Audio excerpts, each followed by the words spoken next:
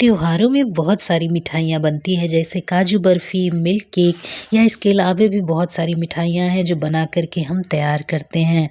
तो आज मैं बिना दूध, बिना मावा या बिना किसी ड्राई फ्रूट के बनने वाली मिठाई की रेसिपी आपके साथ शेयर करने वाली हूँ, जो कि इंडियन मिठाई हो जिसे हम बालूशाही बोलते हैं। ये केवल 2 से 3 इंग्रीडिएंट्स के साथ बन के तैयार हो जाता है और इसमें ना कोई दूध लगता है, ना ही कोई मावा लगते हैं, ना कोई ड्राई फ्रूट का इस्तेमाल होता है और खाने में ये सुपर यम्मी और सुपर टेस्टी लगता है और कम से कम खर्चे में और कम से कम इंग्रेडिएंट्स के साथ ये बन के तैयार हो जाता है। तो चलिए आज इस मज़ेदार सी मिठाई को बना कर के तैयार करते हैं जो खाने में सुपर यम्मी और सुपर टेस्टी लगता है। तो शुरू करते हैं इस आसान सी मिठाई को बनाना। बालूशाही को बनाने के लिए कोई भी हम परात ले लेंगे जिसमें हम उसका डो लगा करके तैयार कर लेंगे। तो हम उसके लिए सेम ही कटोरी का इस्तेमाल करेंगे, मतलब इसी एक कटोरी का इस्तेमाल हम अपने सारे इंग्रेडिएंट्स को इस बनाने में या लगाने में करेंगे। तो मैंने 1 कटोरी के करीब मैदा ले लिया है। अब इसमें मैंने फ्लेवर के लिए इलायची का पाउडर ऐड कर दिया था।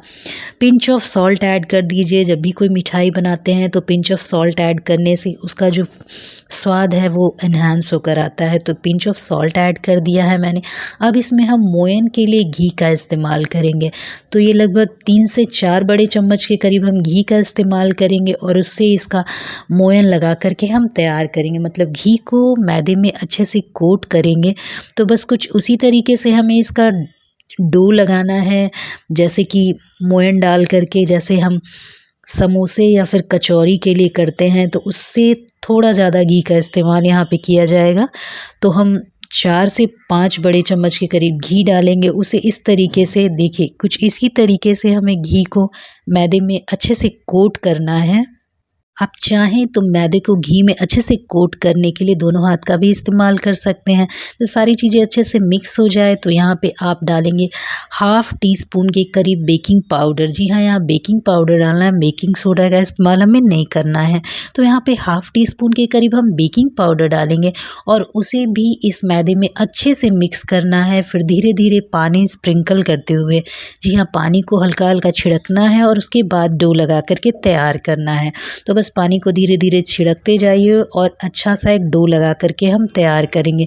इसके आटे को हमें अच्छे से गूंदना नहीं है, बल्कि सिर्फ इकट्ठा करना है। तो बस इस तरीके से, ये देखिए, कुछ इस तरीके से हमें सारे आटे को अच्छा से इकट्ठा कर लेना है। धीरे धीरे सारे आटे को हमें इकट्ठा कर लेना है। ये देखिए, पानी को छिड़कते हुए इसे इकट्ठा करना है। इसे मसलते हुए इसका डो बना करके तैयार नहीं करना है, केवल हमें इसके आटे को इकट्ठा करना है। आप जैसे जैसे इकट्ठा करेंगे और ज़्यादा अगर डो की तरह बनाएंगे तो फिर ये अच्छे से इसमें लेयर नहीं निकल कर के आएगा। तो बस इसे इकट्ठा करेंगे। जितना आराम से इसके आटे को लगाएंगे आप, तो आपकी जो बालूशाही है उसमें काफ़ी सारे लेयर बन कर के आएंगे। इसे 15 से 20 मिनट के लिए रेस्ट करने के लिए छोड़ देंगे। उसके बाद इसके छोटे छोटे बॉल्स बना के तैयार कर लेंगे। तो ये देखिए, इस तरीके से बॉल्स बनाना है और इसके बीच में होल कर लेना है। आप चाहें तो इसे 4 से 5 बार बेल करके भी बना सकते हैं, उससे इसके अंदर काफ़ी अच्छी जाली बन कर के आती है। या तो फिर कुछ इसी तरीके से छोटे छोटे बॉल्स बना करके उसके बीच में इस तरीके से होल कर लीजिए, ताकि जब हम इसको फ्राई करें तो ये काफ़ी अच्छे से फ्राई हो। इसी सेम तरीके से हम अपने सारे बालूशाही बना करके तैयार कर लेंगे। अब इस बालूशाही को हमें 20 मिनट के लिए वापस से रेस्ट करने के लिए छोड़ देना है, ताकि बेकिंग पाउडर जो है वो अच्छे से काम कर सके। चलिए, जब तक हमारे बालूशाही रेस्ट कर रहे हैं, हम चाशनी बनाते हैं। तो उसी सेम कटोरी से हम 1 कटोरी के करीब चीनी लेंगे और 2 कटोरी पानी ऐड करते हुए इसे हम अपने कुकटॉप के ऊपर रखेंगे और इसकी चाशनी बनानी शुरू करेंगे। इसकी कोई 1 तार या 2 तार की चाशनी नहीं बनानी है हमें, बस एक पतली सी चाशनी बना के तैयार कर लेना है। 15 से 20 मिनट होने के बाद एक पैन में हम ऑयल या फिर रिफाइंड लेंगे।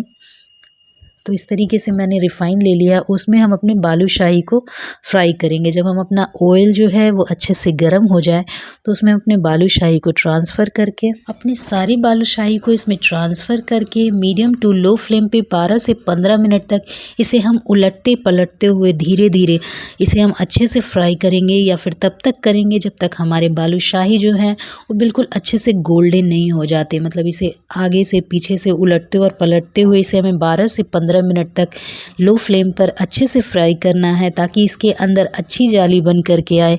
आप धीरे धीरे देखेंगे जैसे ही आप इसको पलटना शुरू करेंगे, देखेंगे इसमें काफ़ी सारे क्रैक्स आ चुके हैं, मतलब कि ये परफेक्ट तरीके से बन के तैयार हुआ है। तो बस इसी तरीके से लो फ्लेम पर इसे धीरे धीरे हमें अच्छे से कुक करना है। फ्लेम जितना लो रहेगा इसके अंदर जाली उतनी अच्छी आएगी, इसमें क्रैक्स उतने अच्छे आएंगे। तो एक बैच बालूशाही को फ्राई करने में हमें 12 से 15 मिनट का समय लग जाएगा। इसे अच्छे से हमें गोल्डन करना है। इसे हमें तब तक फ्राई करना है जब तक ये बिल्कुल अच्छे से गोल्डन नहीं हो जाता, अच्छे से बिल्कुल रेड नहीं हो जाता। तो बस इस तरीके से इसे मीडियम टू लो फ्लेम पे धीरे धीरे फ्राई करिए और आप देखिए इसके अंदर बहुत सारे क्रैक्स आ गए, मतलब ये परफेक्ट तरीके से इसका डो बन करके तैयार हुआ है। तो बस कुछ इसी तरीके से इसका डो लगाइए और फ्राई करके अपने बालूशाही को बना करके हम तैयार कर लेंगे। तो ये देखिए हमारे बालूशाही बिल्कुल परफेक्ट तरीके से कुक हो चुके हैं, परफेक्ट तरीके से फ्राई हो चुके हैं। चलिए इस स्टेज पे इसे हम बाहर निकालते हैं। तब तक हम देखेंगे कि हमारी एक पतली सी चाशनी भी बन करके तैयार हो गई है। तो इसे ऑयल से निकालने के बाद सीधे हम अपने चाशनी में ट्रांसफ़र कर देंगे और इस चाशनी के अंदर इसे हमें 8 से 10 मिनट तक पकाना है। अच्छे से पकाना है तब तक जब तक हमारे बालूशाही के अंदर चीनी के चाशनी का मिठास अच्छे से चला नहीं जाता, मतलब 8 से 10 मिनट लगेंगे और हमारी बालूशाही जो है वो परफेक्ट तरीके से चीनी को सोक कर लेगी। तो 10 मिनट तक इसे इसी चाशनी के अंदर अच्छे से कुक होने दीजिए, अच्छे से पकने दीजिए। 10 मिनट के बाद अपने बालूशाही को हमें बाहर निकालना है। तो ये देखिए लगभग 10 मिनट हो चुके हैं और ये देखिए हमारी बालूशाही ने अच्छे से चीनी को सोक कर लिया है। इस स्टेज पे इसे हमें बाहर निकालना है और इसे अच्छे से हमें ठंडा करना है।